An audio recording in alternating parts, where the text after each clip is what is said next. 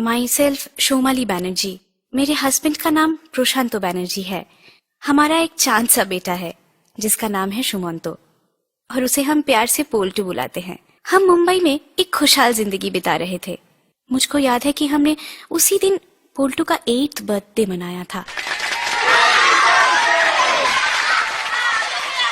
Party के बाद सब मेहमान चले गए। हम भी सोने की तैयारी कर रहे थे कि मैंने पोल्टू के रूम से उसकी हंसने की आवाज सुनी। मैंने सोचा पोल्टू अकेला इतनी रात में किससे बात कर रहा है। अब मेरी बारी। बॉल मुझे दो ना। अब मैं बॉल खेल करूँगा। दो तो जल्दी जल्दी। ओके चलो उधर चलो। देखो चीटिंग नहीं कर रहा। और मैं जब उसके रूम में गई, पोल्टू सुना, पोल्टू सुना, किससे बात कर रहे हो बेटा? पोल्टू, पोल्टू। है माँ? किससे बात कर रहे थे? बोलो। अरे आप मुझे ऐसे क्यों देख रहे हो? कुछ नहीं। मुझे बहुत नींद आ रही है। मैं सोने जा रहा हूँ। गुड नाइट माँ। अरे शुमाली, ओह तुम। क्या हुआ शुमाली? वो अभी पोल्टू किसी से बातें कर रहा था। बातें? किससे? अरे वो तो सो रहा है। हाँ मगर अभी किसी से। ओहो Shumali sweetheart, I think you are tired. तुमको आराम की जरूरत है। चलो चलो जाके सो जाते हैं, ठीक है?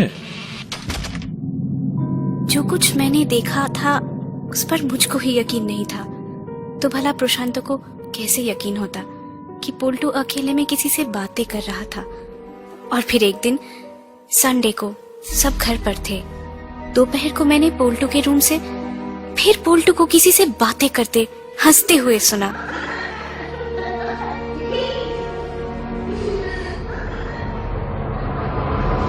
और मैंने जो भी देखा उस पर यकीन नहीं हुआ।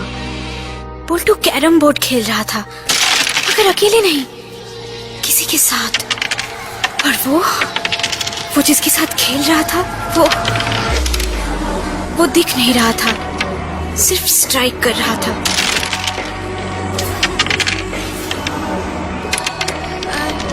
चलो स्ट्राइकर मुझे दो। मेरी चांस। चलो अब तुम खेलो। देखा, तुम्हारा भी नहीं गया लूजर। ये मैं क्या देख रही हूँ? पोल्टू किसके साथ कैरम खेल रहा है? ओह गॉड, कोई तो है जो पोल्टू के साथ खेल रहा है, मगर दिख क्यों नहीं रहा है? प्रशांतो! और फिर प्रशांतो ने भी जो देखा उस पर यकीन नहीं कर पाया। फिर एक दिन प्रशांतो ने पोल्टू से ही पूछा, पोल्टू बेटा, अच्छा चलो हम बाहर जाके खेलते हैं। आओ। नहीं। क्यों बेटा, आप तो मेरे साथ ही खेलते हो ना, तो चलो हम लोग क्रिकेट खेलेंगे। कहा नहीं, मैं सिर्फ अपने बेस्ट फ्रेंड के साथ खेलूंगा। Best friend? कौन है बेटा आपका बेस्ट फ्रेंड? हम तो आपके किसी फ्रेंड को नहीं जानते। आप जानते हो बाबा? मैं जानता हूँ बेटा, लेकिन अच्छा बोलो, कौन है वो आपका दोस्त? टूटून। टूटून? कौन था वो टूटून जिसका नाम सुनते ही प्रशांतो के होश उड़ गए? मैंने बार बार पूछा, मगर प्रशांतो ने कुछ नहीं बताया। एक दिन जब हम सो रहे थे तो हमने महसूस किया कि हमारे रूम में कोई है।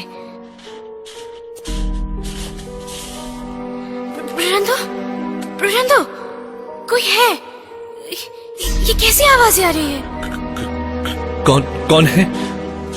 अरे बोलता क्यों नहीं, कौन है? टेबल लैंप जलाओ जल्दी। ओ भगवान, ये तो पोल्टू है।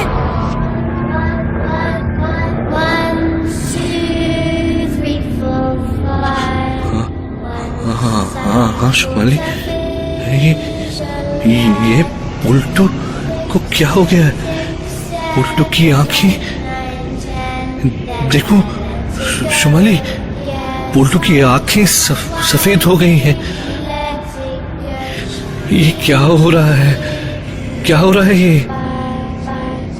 उठो प्रशांतो, उठो प्रशांतो, देखो किसी डॉक्टर को बुलाओ। अब डॉक्टर कुछ नहीं कर सकता। ये आवाज, ये आवाज तो पुल्टू की नहीं है।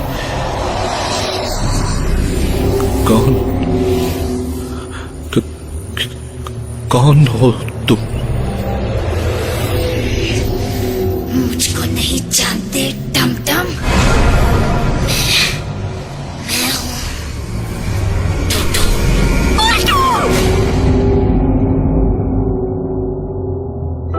पुल्टू बेहोश हो गया। जैसे जैसे दिन बीते पुल्टू की कंडीशन और बिगड़ती गई। उसका चेहरा सफेद पड़ता गया। और जब एक दिन मुझको लगा कि मैं अपने पुल्टू को खो दूंगी, तो मैंने, बताओ प्रशांतो, कौन है ये तोतुन? क्या रिलेशन है तुम्हारा उससे? बताओ कि टमटम कौन है? बोलो, कहीं ऐसा ना हो कि तुम्हारी चुप्पी पुल्टू की जान ले ले। नहीं ना शुमाली, नहीं, ऐसा नहीं होगा। ऐसा हो ही नहीं सकता। शुमाली, टोटोन मेरे बचपन का दोस्त था। हम दोनों की बहुत गहरी दोस्ती थी। वही एक था शुमाली जो मुझे टमटम कह के बुलाता था।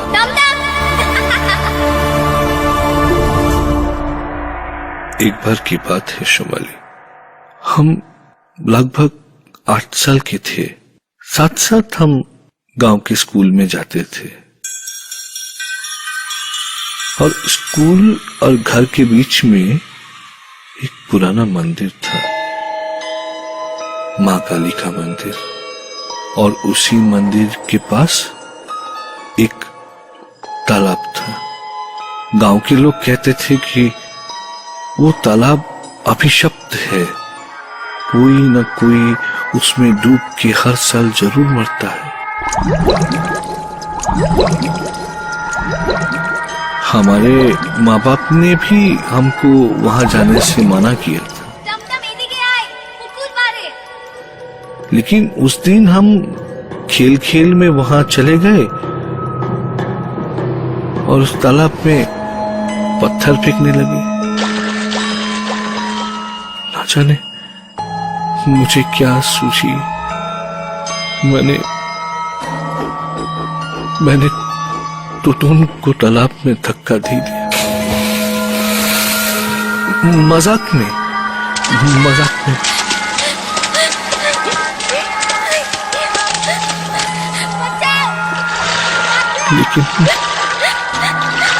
लेकिन वो मजाक बहुत महंगा पड़ा शुमाली। मैं भागकर घर आ गया शुमाली।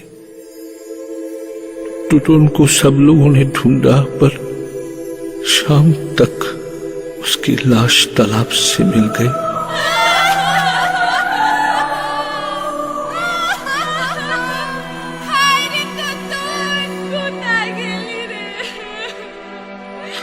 सब गांव वालों को और टोटोन के भी घर वालों को यह लगा कि उस अभिशप्त पापी तालाब ने एक और बलि ले ली। उसके बाद हम कोलकाता आ गए और धीरे धीरे मैंने टोटोन की याद भुला दी।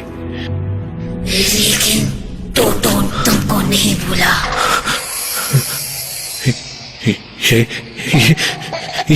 ये तो टोटोन की आवाज है। ओह गॉड, पुल्टू में टोटोन का साया। 8 साल का था मैं, और अब पुल्टू भी 8 का। अब हिसाब बराबर होगा। नहीं नहीं नहीं, बिल्कुल नहीं। धीरे धीरे पोल्टू की हालत और बिगड़ती गई और एक दिन जब प्रशांत उसे नहीं रहा गया तो वो फूट फूट कर रो दिया। तो उनसे उसने अपने बच्चे की जान की भीख मांगी।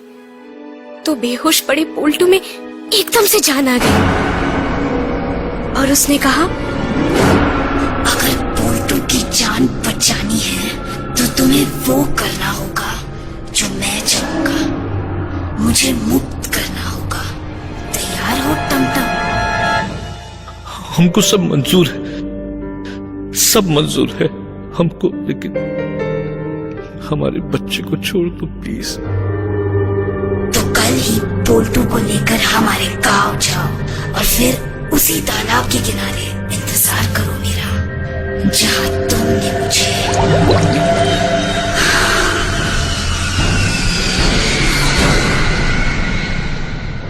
जैसे जैसे तोतुन ने बताया हम वैसे ही करते गए। उसके बताए गए समय पर हम गांव के उसी मंदिर में पहुंच गए जैसा कि प्रशांतो ने बताया था। मंदिर एकदम सुनसान और वीरान पड़ा हुआ था। पोल्टू रास्ते भर एकदम शांत रहा, मगर मंदिर पहुंचते ही वो एकदम से इरिटेट होने लगा, अजीब अजीब आवाजें निकालने लगा। फिर उसने हमसे तालाब के पास चलने को कहा और जब हम तालाब के पास पहुंचे तो वो जोर जोर से हिलने लगा। उसकी आंखें सफेद हो गई। प्रशांत और मैंने उसे पकड़ने की कोशिश की तो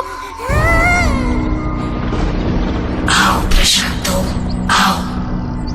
मौत वही ले आई तुम्हें जहां मैं तुमको ले आना चाहता था। अब बचा सकते हो तो बचा लो तुम्हारे पोल्टू को। नहीं नहीं टोटुन, नहीं टोटुन, तुम ऐसा नहीं कर सकते टोटुन। देखो टोटुन, तुम मेरे दोस्त हो। मैंने तुम्हारे साथ जो किया था वो अनजाने में किया था टोटुन, जानबूझकर नहीं किया था। मेरे बच्चे ने तुम्हारा क्या बिगाड़ा है टोटुन? उसको छोड़ दो टोटुन प्लीज। मैं तुम्हारी मुक्ति के लिए कुछ भी कर सकता हूँ टोटुन।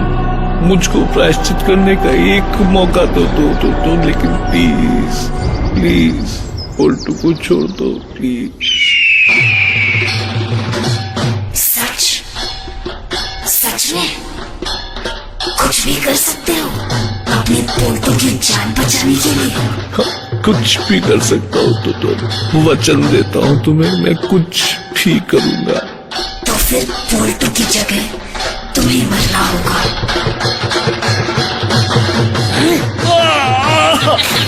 प्रशांतो! शोभाली!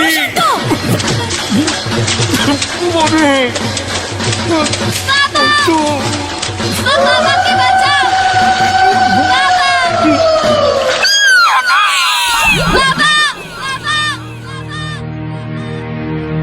क्या वाकई में पोल्टू के ऊपर टोटोन का साया था? क्या टोटोन ने ही प्रशांतों की जान ली? अगर ये सब टोटोन ने ही किया तो वो इतने साल तक शांत क्यों था? ये सब वो प्रश्न हैं जो इस किस्से को अनसुलझा और पैरानॉर्मल बना देते हैं।